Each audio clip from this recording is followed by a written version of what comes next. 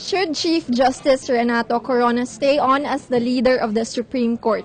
This is a question that the prosecution and defense panels will answer today in the closing arguments. Welcome to the coverage of Rappler.com. This is day 43 of the Corona trial, and here to give us a preview of the prosecution's closing arguments is spokesperson Congressman Nero Kimbo. Good afternoon. Welcome to Rappler. Thank you. What a privilege. Okay, so sir, could you give us just a preview, an outlook? What can the public expect from the prosecution after 42 days of trial today? Well, we expect to present a case to the Senate and to the Filipino people that insofar as the continuance of our governance and our democracy is concerned, we need a Chief Justice who is trustworthy and somebody who can lead an independent judiciary. That essentially is the bone of our contention. It's going to be supported by all the evidence that we have thus far presented on his dollar accounts, his bank accounts, as well as the properties that he did not declare, as well as the actuations and actions that he has done over the last 9 years that he has been in the Supreme Court. So we expect Congressman Tupas, Fariñas, and recently announced Speaker Feliciano Belmonte to argue the case for the prosecution. So you have decided to focus on moral fitness, the moral fitness of the Chief Justice. Why is this your theme for the closing arguments? Why is this so important for the prosecution? Well, I think it's very important because we don't want to get lost in the nitty-gritty of the small battles that we've had on whether an evidence is admissible or not, whether what amount of bank accounts is actually allowable that you did not declare in your SAL, and we're getting lost in the trivialities of it. But in the end, the primordial question is he morally fit to continue as Chief Justice? I think that's the most important question. Is he good for our country? Putting him back in the Supreme Court is at best for our democracy. That's essentially what we want to be able to show and present. Let's go over some of the main arguments of the defense because we expect you to rebut that in the closing argument. So first is the announcement or the statement of the Chief Justice in his testimony defending the non-inclusion of the dollar accounts. What do you make of his legal interpretation of the Foreign Currency Act? I don't want to preempt our close... lawmakers. But that interpretation already merits an impeachment because it's absolutely devoid of any legal basis, of any legal logic. It's so far-fetched. It's just so out there in outer space as far as we're concerned, because the Foreign Currency Deposit Act only protects banks from being examined. It does not in any way protect or prevent an individual from declaring it as an asset. It is so clear. The SALN is a transparency measure that determines whether you are enriching yourself in office or not. It's a scorecard. And if you cannot, and if you're allowed not to declare your dollars, then it leaves open a gaping hole for corrupt officials to just keep saving dollars because anyway, they don't need to report. That's ridiculous. And I think it ultimately sets aside the entire provision of Article 11 of the Constitution on transparency and accountability. If we have a Chief Justice who has that interpretation, I think we're a nation in trouble. I mean, that's the statement that we want to make. Let's go into the voting of the Senate, which may happen today or likely tomorrow. Just the scenario that some lawyers raised, that senators can vote to abstain. So how do you think that changes the entire picture? A vote of abstention is a vote of acquittal. The 16 conviction votes is immovable. It is based on a constitutional provision that determines the actual number of senators we have. So even if there are only 16 who actually show up, those 16 have to vote for us. It's not just 2/3 of those who are present.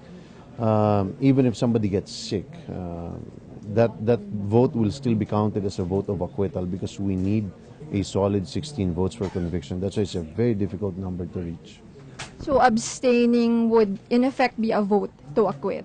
Absolutely. I think if anybody or any of the senators are thinking it's a middle ground, it's not a middle ground. It is a vote to let the Chief Justice stay in office.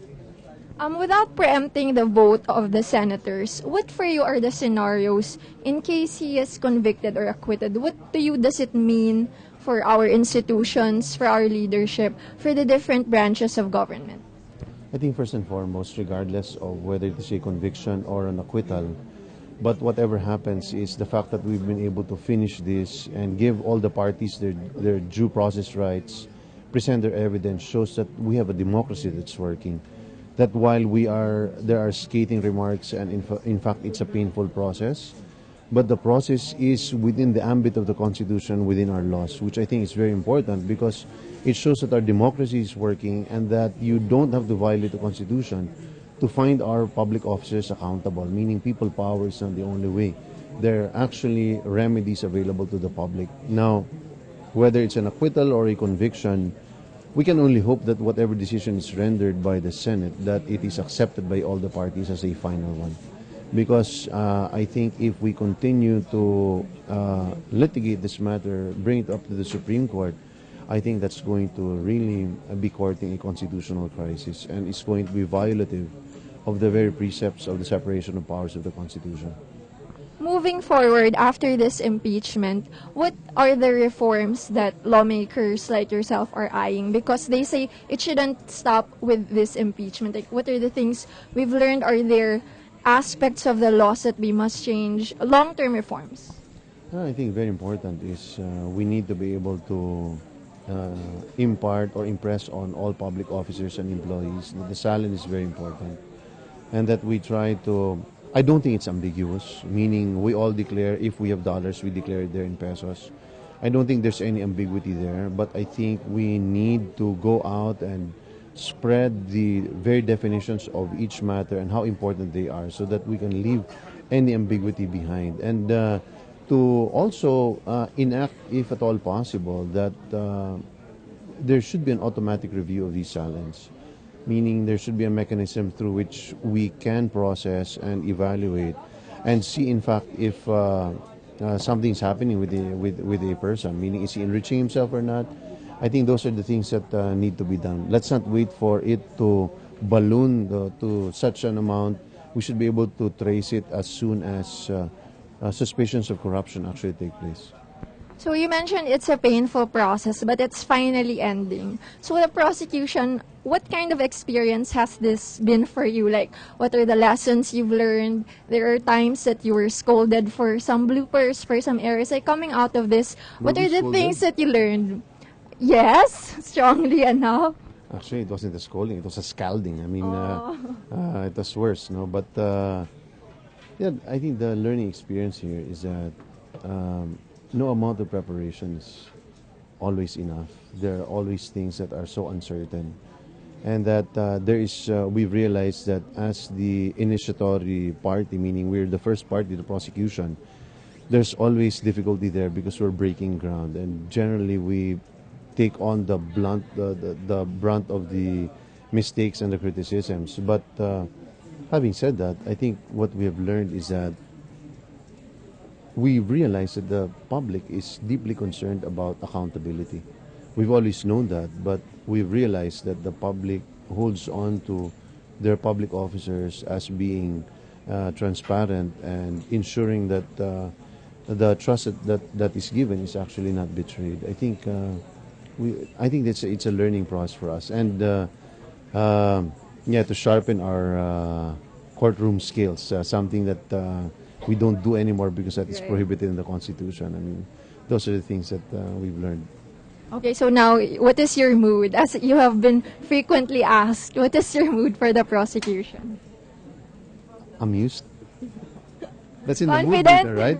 I mean, that's in the mood meter, right? Well, we are happy in a sense it's about to conclude, more than anything else. None of us expected it to be this long. Right. But the fact that it is about to terminate and come to a conclusion, we are happy that it is about to end. And it is ending indeed. Thank you so much, Congressman Kimbo. And we will find out the verdict maybe later or tomorrow. Stay tuned. That will be something that everyone has been waiting for 42 days now. Stay tuned. The trial begins at 2 p.m.